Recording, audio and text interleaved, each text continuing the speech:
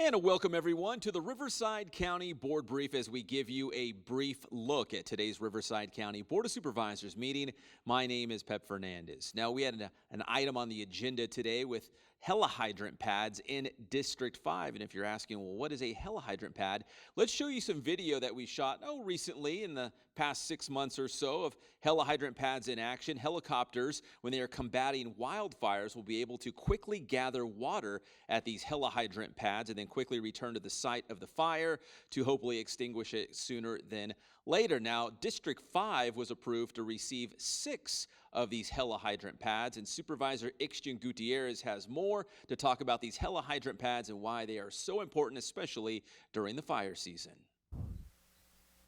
So today's a great, wonderful day in the County of Riverside because for item 3.5, we are approving and executing a funding agreement for helihydrant pads in the 5th District. So what is helihydrant pads?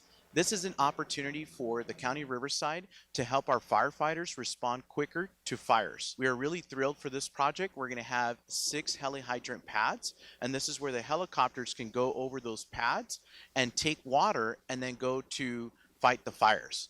So again, this is the County of Riverside stepping up, thinking outside the box, and being innovative. Back to you, Pep.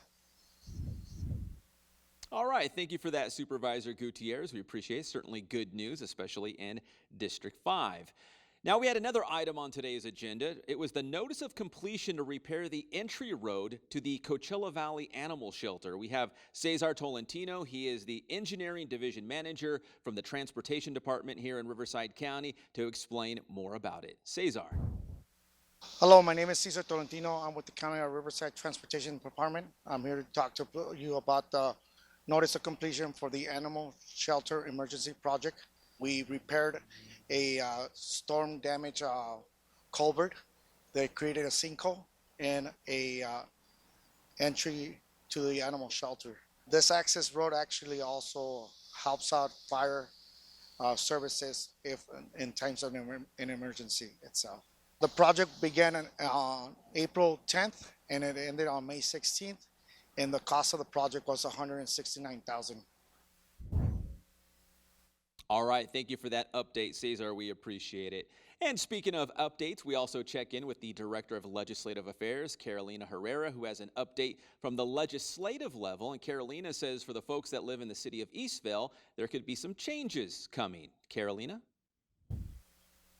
Hi, Carolina Herrera, Director of Legislative Advocacy and Government Affairs for the County of Riverside. Today, the board approved a board report on a legislative update, which included something very exciting for those of you who live in Eastvale.